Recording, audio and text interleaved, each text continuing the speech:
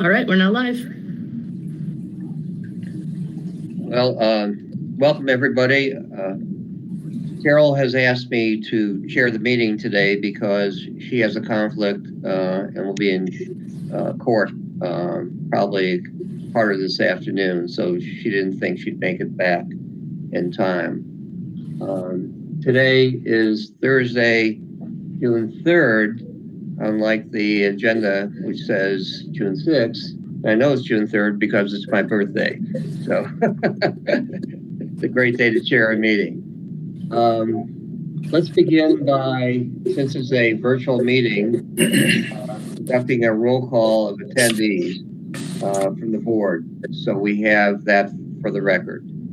Alan Eskovitz, obviously chair, I'm here. Carter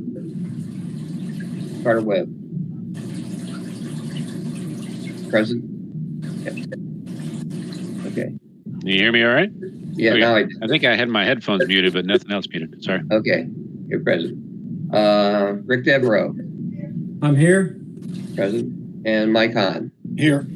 Okay. So we have 4 of the members of the board here today. Our consul, John Henning, is also in attendance. Greetings. And I know, thank you. And I know you have a conflict later in the afternoon at 3:30. So I'd like to see if we can move through the agenda as quickly as possible. Yes, sir. I'm scheduled to attend an insurrection. So okay, an insurrection. I've been reading about it.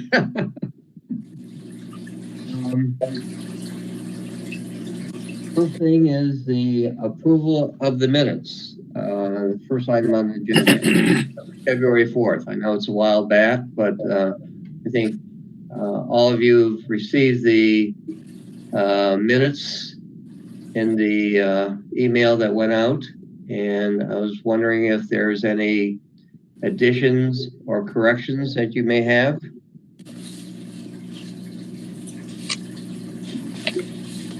None for me. Okay. Hearing none, I'd like to do a roll call for approval. Is there a motion, first of all, to approve the minutes? So moved. Okay. Carter Webb. And we're just identifying people for the record. Gotcha. Is there a second? Mike Hahn, I'll second. Okay, Mike Hahn seconds it. All in favor of the minutes supported as they are? Say aye. Mike? Aye. Carter? Aye. Rick? Aye. And I also approve the minutes. Okay. I don't think we have any updates or reports unless anybody has, any members of the board have any.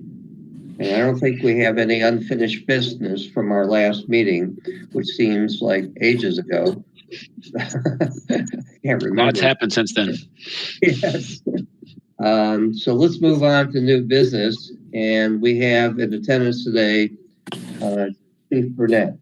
Chief, would you like to take over? Yes, sir. Thank you, Mr. Eskovitz. Members of the board, thank you for allowing me to present some recommendations for your approval today. I've shared my screen that has the draft AFD career ladder for fiscal year 2022. Is that visible? Yeah. Yes. Okay.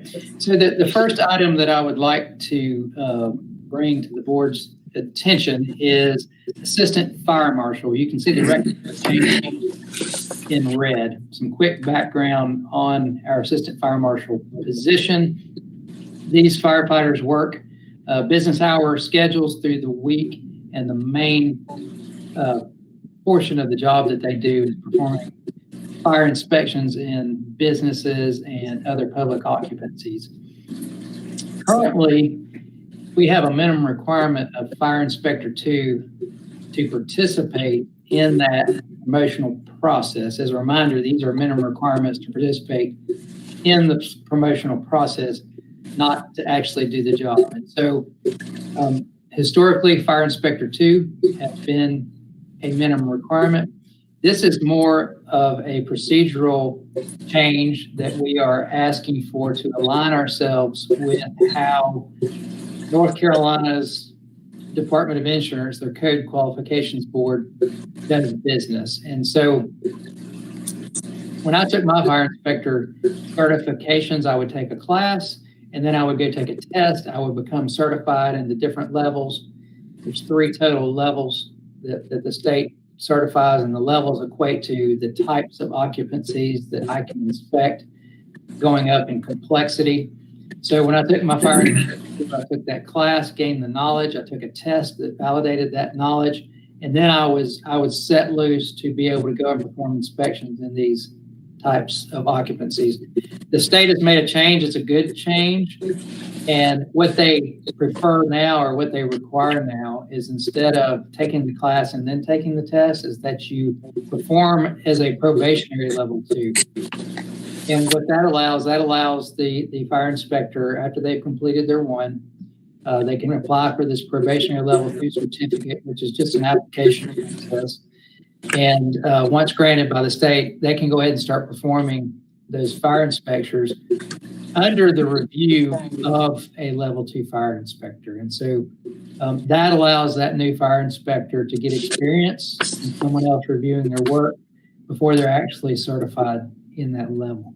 Since that's the way that the state is now doing business, and I'm no longer able to just go take a class and take a test, we wanted to match that with our minimum requirements and change that fire inspector 2 requirement to the fire inspector 1 plus that probationary level 2. Or if the fire inspector 1 has not yet received their fire inspector 1 certification, the state is allowing them to go ahead and get their level 2 as long as they have the course plus a law and administration class completed before they take that. They do have the requirement of taking that test within 2 years of having that probationary, and if they don't do that, then they go back to the level 1. They have to go back through that process. So that was reviewed by our promotional criteria advisory committee within the fire department and unanimously recommended to make that change for assistant fire marshal. Are there any questions about that change? I have one, Chief, if you don't mind. Sure. Just my understanding. So when you say probationary level 2, is that the same thing as probationary level? Probationary fire inspector level 2? Yes, sir. And we'll definitely write that in there so it is very clear. Okay. But that is exactly, it's a probationary fire inspector level 2. Okay. Yeah, I would, just to be clear. Absolutely. Okay. That's all I had. Okay. Any other questions?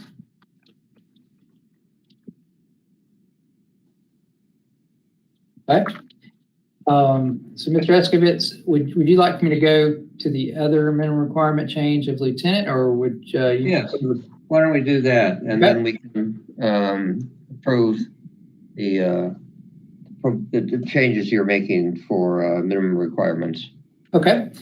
So the other minimum requirement recommendation that is being brought forward for the board's consideration is for the rank of lieutenant. Some background on lieutenant, that's our company officer role. That's first line supervisor. They work 24-hour shifts on a fire truck, leading a crew of firefighters on that truck. And historically, we have required those folks to be fire inspectors, certified fire inspectors. That goes back in our history to when we did fire inspections off of the fire trucks. And so we take fire trucks to these businesses and perform a fire inspection. So it was important at that time for these supervisors to be certified as fire inspectors.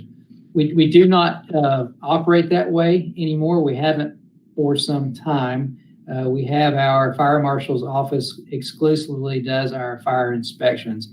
And so we have had feedback for a number of years from our employees is that the Fire Inspector 1 certification is no longer applicable to the job that we're asking our lieutenants to do. What is important that our lieutenants on fire trucks have is the knowledge about community risk reduction, the why inspections are important, what takes place during a fire inspection, what the business owner can expect, things of that nature, not the specifics that we ask our fire inspectors, such as how much cellulose nitrate can be stored without a permit.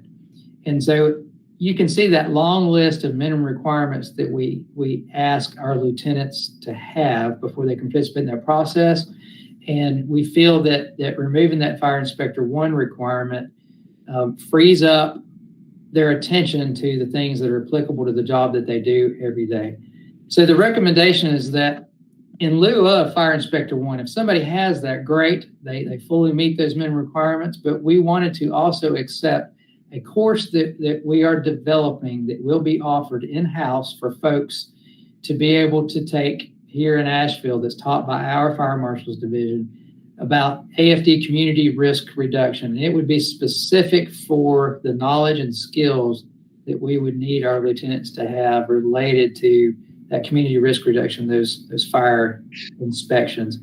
The fire inspector requirement is labor intensive. It is a full 40-hour week of training to take the class, and then it is 48-hour or 2 days, 2 8-hour days of a law and administration class, and then they sit for a 4-hour test. And so they do all that, but they're not applying any of that knowledge to what they do every single day. And so that also was reviewed by our Promotional Criteria Advisory Committee. Actually, we formed a subgroup within that Promotional Criteria Advisory Committee to study this issue and to make some recommendations on what is best to prepare our lieutenants for what we need them to do. That subgroup of employees came back with this recommendation. It's supported by our Fire Marshal's office, and I support it as well. And it was unanimously recommended by our Promotional Criteria Advisory Committee. So any questions on that recommended change? Chief, one question I had. Does every 24-hour crew shift have a lieutenant accompanying them on a truck?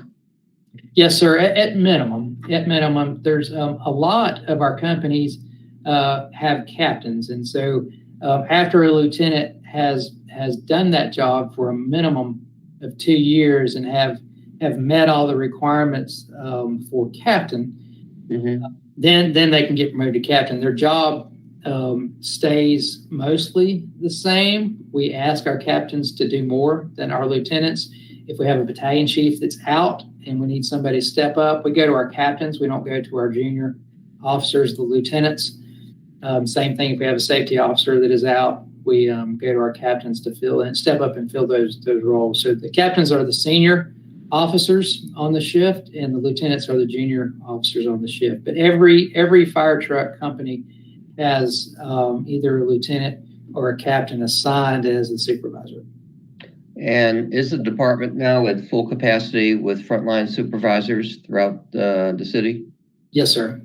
Okay. Yes, sir. And I definitely want to thank this board for that. So as y'all know, we have eligibility lists that are continuous with these minimum requirements. And the day that an eligibility list expires, the next one starts. And so that allows us to immediately, once we have a retirement, to promote somebody in that role and not have any gaps. And that's thanks to our civil service board. So thank you for that. Okay. Other questions? Okay. Since there aren't any other questions, I think you've covered everything under the changes for those 2 positions. Can we entertain a motion right now to accept the minimum requirements for fire chief, department assistant, fire marshal, and lieutenant?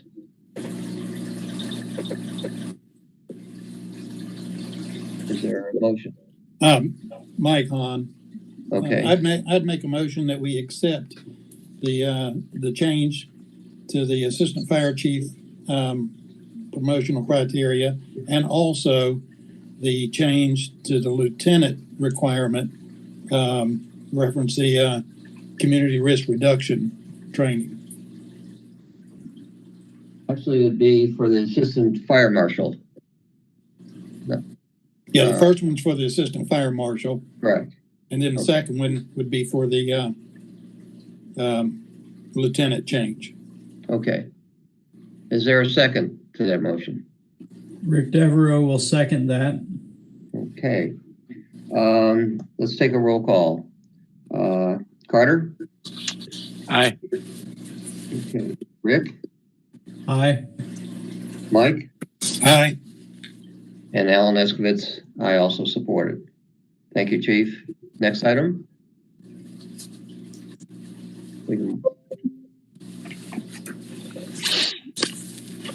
I've shared the draft AFD promotional process summary for fiscal year 2022. Is that visible? Yeah. Okay.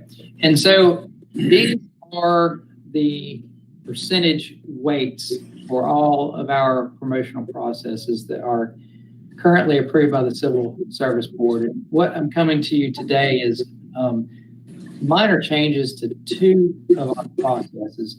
The first of which is our battalion chief process. And so our battalion chief has 8 different components in that promotional process. And the two recommendations are change the weight of our structured interview from currently 10% to 15%. And then also the role play exercise from currently 20% down to 15%. That change has come out of our employee promotional criteria advisory committee, and they felt that that structured interview was not weighed enough for that level of position. All of our other processes, the structured interview is between 15 and 25%, depending on the position. Battalion chief, because it had so many different dimensions, was only weighted 10%. And so the committee felt that role play and structured interview needed to be similarly weighted. Structured interview, as it was described by one committee member, measures the candidate's ability to interact with others based on their life experiences, their professional experiences, whereas the role play measures the ability for the candidate to interact with others in a real-time scenario. So it measured similar dimensions from different perspectives. And so they felt that those needed to be weighed the same. And so simply put, they wanted to increase structured interview by 5% and then decrease role play by 5%. Any questions on those battalion chief recommendations? Hearing none. Let's move on to the other change then. So very similarly for our division chief's position, the role play exercise was 15%, and so wanted to move that down to match the battalion chief as far as being equal to that structured interview. The structured interview is 10%, and so they wanted to have in both of those processes where role play and structured interview had the same weight, because they really did not feel that one should be weighted more than the other, because they're both equal in importance. Also, in all of our other processes, there is 5 points for fire chief's discretion. In the 12 years that I have been fire chief, I have only used that fire chief's discretion twice. Both times were to break a tie, and in both cases, I gave the extra points to a person who had stepped up and acted at a class. Both were given the opportunity. One said they didn't want to at the time. The other one said, yeah, I'll act at a class before the promotional process. That's the only time I've ever used that fire chief's discretion, but they felt that since we had it in all of our other processes, that it needed to be in this one as well. So any questions on the recommended changes from division chief? I do have one, and this is not directed at you, Chief. It would be for anybody who holds the position of Chief of the Fire Department. And that is the issue of discretion and the optics of it, and the perception by outside individuals, the community, maybe in the city departments, or within your department, of perhaps some kind of bias being shown because of the subjectivity of the discretion of being able to make a choice there to break a tie or what have you. So how do you address that, and how do you get around that kind of perception or optics? So for me, transparency. So get some feedback. So for me, transparency and openness is key. And in the 2 times that I utilized that is exactly what occurred, to make sure that there was not any perception of bias or an unfair subjective application of those points. And so I made sure that all of the candidates that were involved in the process heard directly from me that I am applying these points because this person has stepped up and acted out of class for 6 months. Both of you were afforded that opportunity. You declined that opportunity, you accepted. And so that is why I feel that you should have the additional points for this tiebreaker. So I think that that perception clearly can be viewed as something that is unfair or subjective, and I believe what is key to that is just openness and transparency as to when those points are applied and why those points are applied. And Mr. Chairman, if I could, a couple of thoughts about that. I think that is an area where, if somebody wanted to grieve it under the Civil Service Act, they potentially could and say, you'd have the jurisdictional question, which is under your new jurisdictional rule. Are they entitled? Is there entitlement to a promotion under the city's promotional rules? And somebody might try to argue, well, I would be entitled, but I was unjustifiably denied that opportunity by this subjective, choice. As Chief Burnett just outlined, he would have given a justification for it. That's not, that's a pretty good solid basis on which the board could conclude, if there was such a thing, this was justified, and we've had a good solid reason outlined for us. So we uphold the promotion of this employee and not the other one in that circumstance. Thank you, John. As a follow-up, one question, Chief. So when that discretion is used, those 5 points, you document that's all in writing, and so you can actually point to specifics for making that decision then. Yes, sir. I think that's very important. And also very important is to provide that in writing to the candidates. And so when the candidate receives their individual score sheet, we don't share the scores with each candidate, but the candidate, when they get their individual scores, they clearly can see where those points came from and why. Okay. Any other questions or comments? Rick? Yeah, I just have one question for the chief on just for my own education on this. When these promotion assessments are conducted, or promotion boards, whatever the right term is, I'm curious, do the individuals who are doing the assessment, do they tend to assess candidates at the top of the points range? In other words, is there a lot of say that for management exercise, do folks tend to be grouped around 15 to 20 points, or typically is the entire points range used so that you have a quite a scattershot of assessments when people come up for promotion? Just kind of trying to see and the reason I ask is to see how, in some cases, how important that discretion might be when you choose to use it as a tiebreaker. Yeah, excellent question. And the answer is we do have a range of scores. The most common score is right in the middle, which is what you would expect. So what we do with our assessors, as y'all know, we use external professional assessors from other fire departments so that they have the knowledge of the industry but don't have any personal knowledge of the candidates. And so they're measuring only the behaviors that they see during the assessment pieces.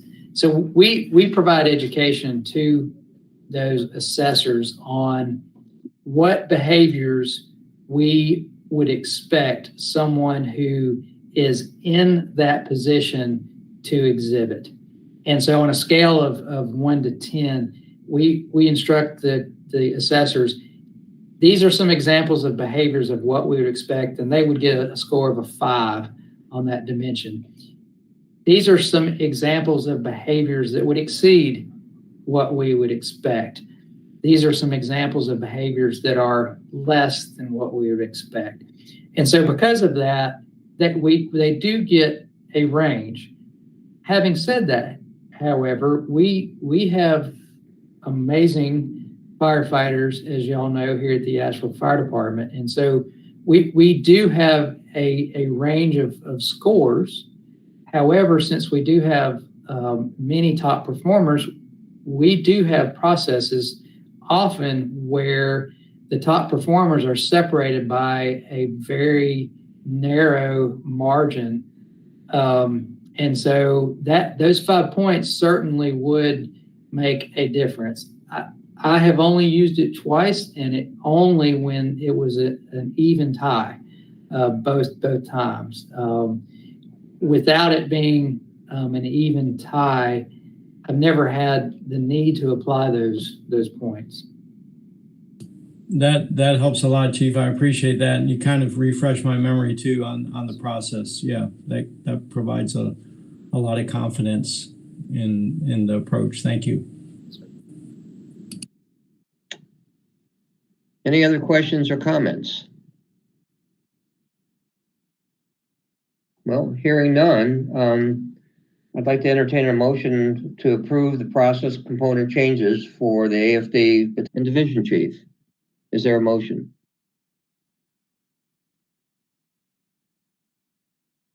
Anybody? Yeah, Alan? Yes, sir. I'd make a motion that we approve both of the changes, the component changes for both the battalion chief and the division chief, as the fire chief has put forth. Okay. Is there a second?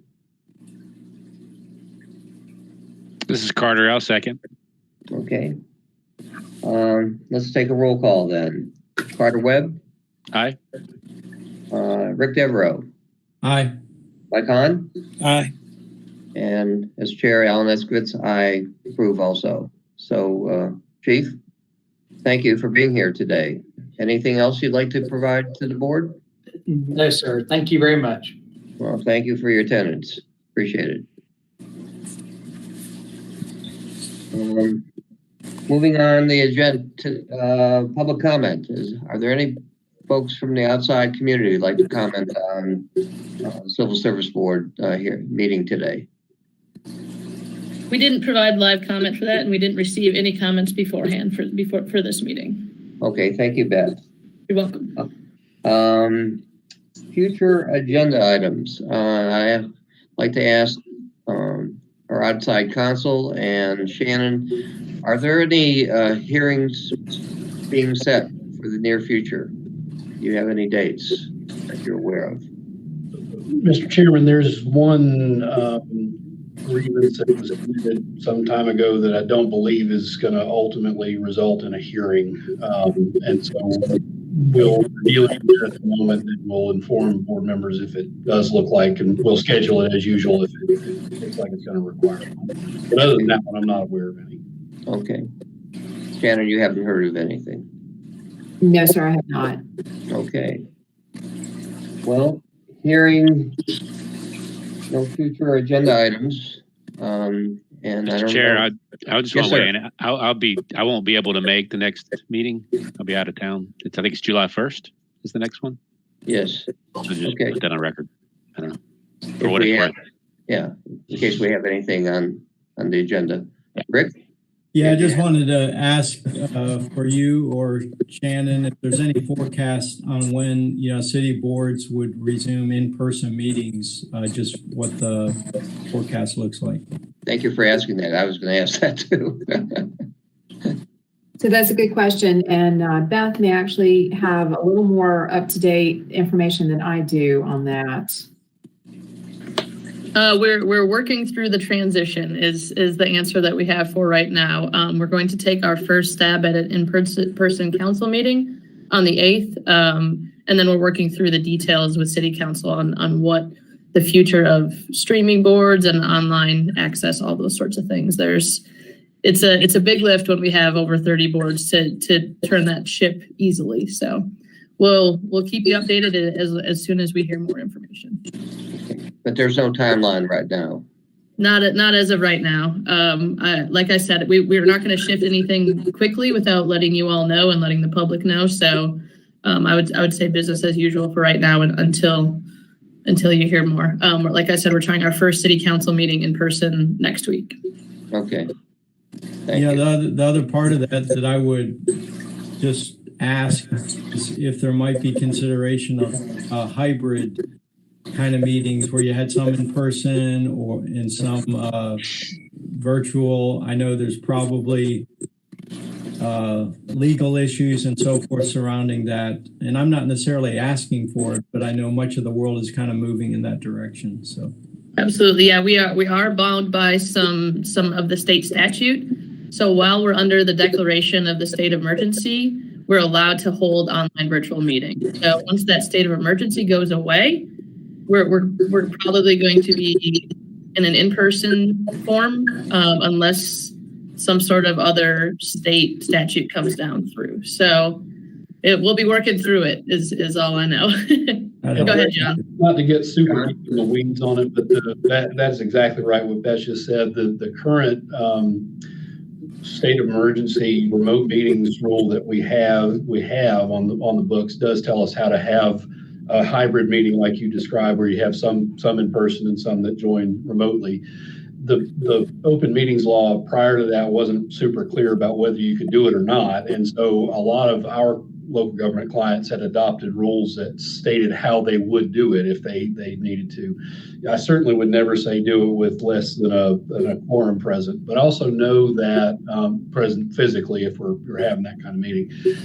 There is a bill, and I will look back and see where it's gotten to. There was a bill in the General Assembly to clarify the remote meetings rules, which, even as they were implemented, were kind of clunky.